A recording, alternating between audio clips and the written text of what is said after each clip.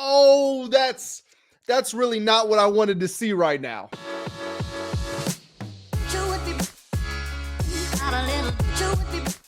What's going on, everybody? Welcome back to the Full Command Show. My name is Grant Mitchell, and we're here to talk about everything involving the Washington Commanders.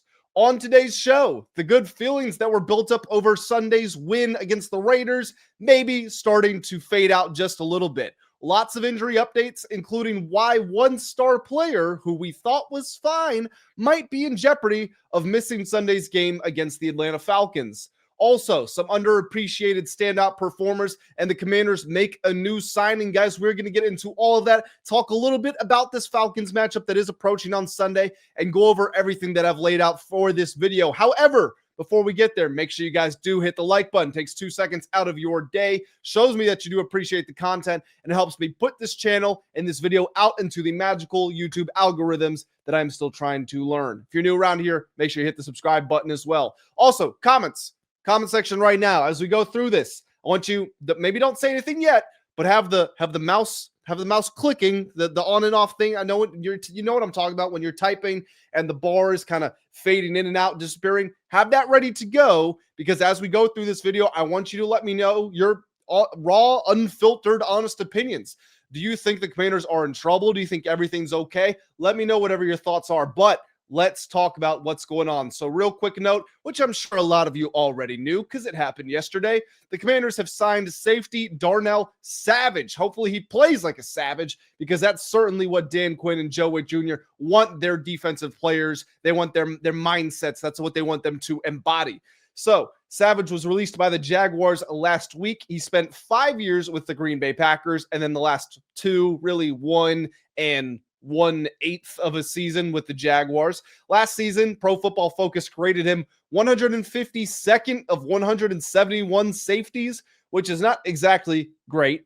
He had 51 tackles, 6 PBUs, and an INT in 13 games. If you remember the name Darnell Savage, he went to Maryland. He was a first-round pick in 2019. The Commanders reportedly wanted to draft him with their first-round selection before the then-owner Dan Snyder stepped in and forced them to draft Dwayne Haskins, the quarterback from Ohio State, who, of course, has transitioned since then. Rest in peace to Dwayne Haskins. But Savage reuniting with some former connections in the DC area. Again, Maryland kid, almost drafted here. He posted a jersey of him, or a picture of him wearing a Redskins jersey when he was a little kid on his Instagram after he signed the contract. So hoping for the best for Darnell Savage. He will be obviously taking the spot, or at least helping to fill the void of safety Will Harris, who suffered a fractured fibula against the Raiders. The injury bug really hitting the Commanders pretty hard here. Now, on that note, let's talk about these injuries, because they are really starting to pile up. Number one, a member of the Junkies said that they heard Jayden has been wearing a brace around the facility, and the recovery may take longer than 1 to 2 weeks for him to get back out onto the field, which would mean, if that's true, we would see Marcus Mariota back under center with Jayden still on the sidelines. Now, we know that whatever he suffered is not a grade 3 sprain or a tear, because if that was the case, he wouldn't be working out, he wouldn't be running around, they wouldn't be saying he's in contention to play this week. The question is it a grade 1 or is it a grade 2 sprain? A grade 1, the recovery timeline is about 10 to 14 days normally, and if that holds, that means Jayden would be in line to play against the Falcons on Sunday. If it's a grade 2 sprain, well, now we're looking at a 3 to 4 week recovery timeline, and that means that no, he might not play this weekend. And I believe we have the Chargers after this. I think, is that when we have the stretch of Chargers Chiefs back-to-back? I really should know this off the top of my head. No, we don't even play the Chiefs back-to-back. I'm sorry. We have the Falcons on Sunday this week. Then we have the Chargers. Then it's the Bears. Then the Cowboys. Then the Chiefs game that I was alluding to. So if he does miss the next couple of weeks, that's Falcons, that's Chargers, both on the road. Makes sense from that perspective of road games are tough, but also these are tough opponents. And if this team does want to compete for the playoffs, then they need to continue to win games. Mariota has done an unbelievable job filling in when asked. But the question you have to ask yourself is, how long is that sustainable? How many games can this team afford to lose, assuming the losses are coming? Not that you risk Jayden Daniels' long-term health for a very short-term gain, but just a question that has to be percolating in the back of your mind. Now, moving on from Jayden Daniels here.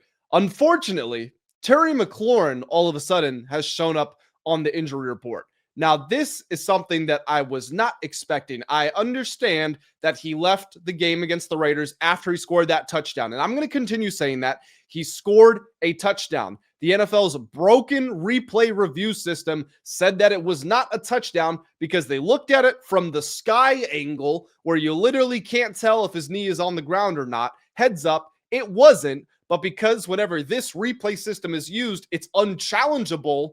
You could not challenge the incorrect call. Great job, NFL. Tip of the hat.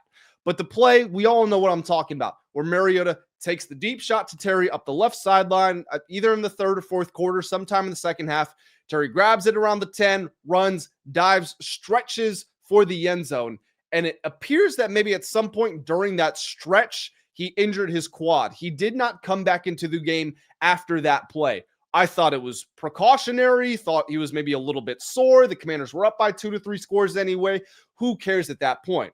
Well, we have now gotten a report from Adam Schefter that Terry could be out of contention to play against the Falcons. He is reportedly seeking a second opinion on whatever it is. I don't even know if we're going to call it an injury because maybe Terry is looking at it from the perspective of the team doctor says I should miss this week. My personal doctor might say, no, I'm good to go this week. Normally, when you hear the term second opinion, seeking a second opinion, we think, oh my goodness, the player has torn something, and now they want a second opinion to see if it's real. That's not necessarily the case. This report does not mean that Terry suffered a potentially season-ending injury, and he's just confirming, am I out for 6 months or I'm out for 3 months? No, it could be the difference of 1 week or 2 weeks, 0 weeks or 1 week, something like that. Dan Quinn said that we will have more information on injury news on Wednesday. Now, that is when the question was posed to him on Monday, it didn't really seem like Terry was at the front of mind. So I don't know for sure that we will have more updates on Terry on Wednesday, which is obviously tomorrow, but hopefully we do. Now, this whole situation is interesting because I watched back the play earlier this morning of when Terry did score the touchdown and he stretched and everything.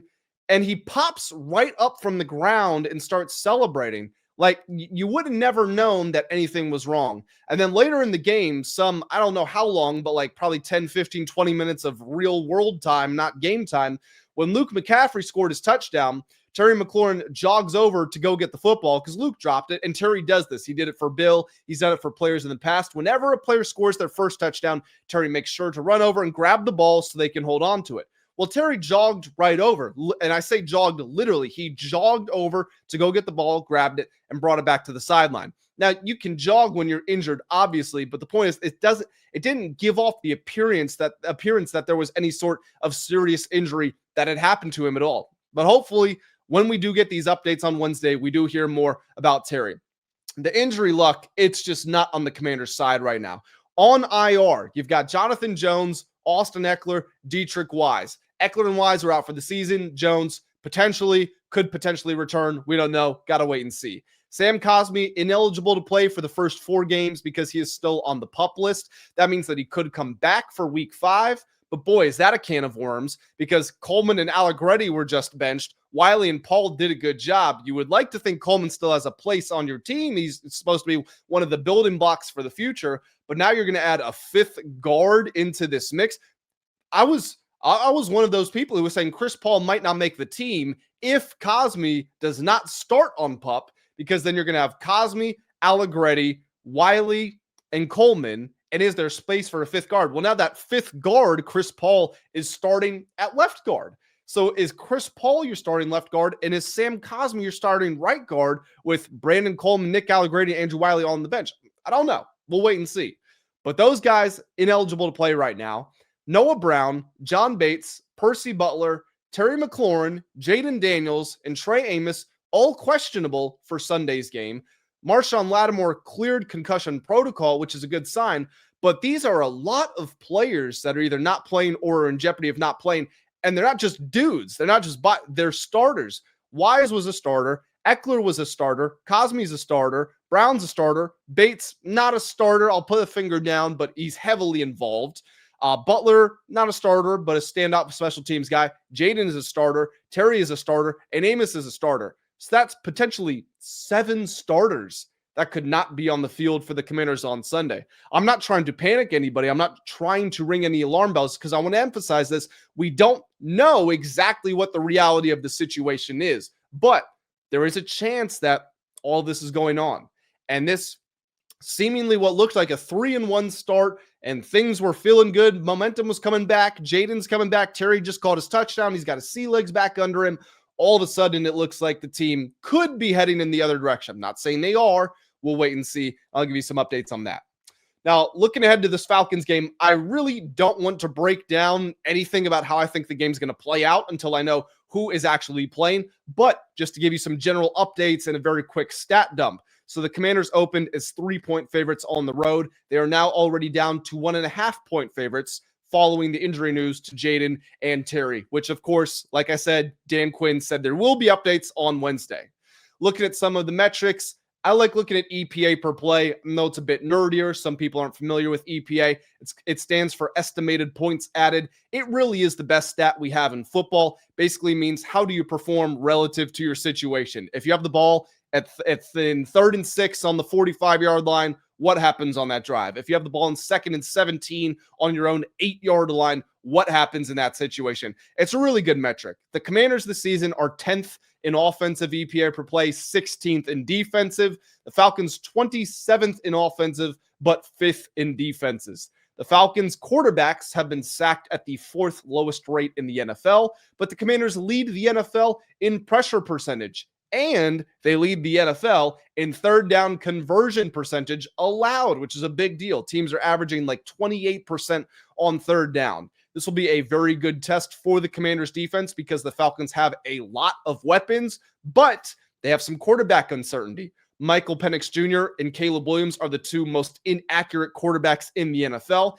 You got to figure out, do you want to roll the dice there? And do you want to put someone as inaccurate as that out there after you just lost 30-0 to the Carolina Panthers?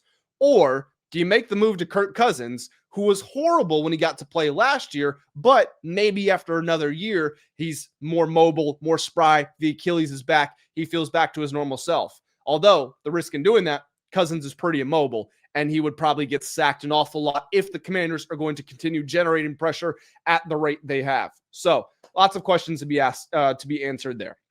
Before I get out of here, quick notes on special teams. Very quietly, the most impressive unit of the Commanders thus far, minus the Matt Gay piece of it. And unfortunately, guys, I know Matt Gay has caused a lot of strife. I don't have any updates here. And if there are no updates, that means that is the update. There's no competition being brought in for Matt Gay. He has not been released. He will still be the kicker when the Commanders take the field on Sunday, barring major changes over the coming days. Now, with that out of the way, the good stuff. The Commanders' field position after punts ranks 3rd in the NFL. Tressway is 4th in punts down inside the 20, 2nd on punts down inside the 10.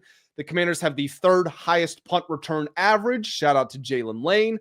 The Commanders' opponent's average field position after punts is the 2nd worst in the NFL. The Commanders' field position after kickoffs is the best in the NFL. The Commanders average the highest yards per kick return in the NFL.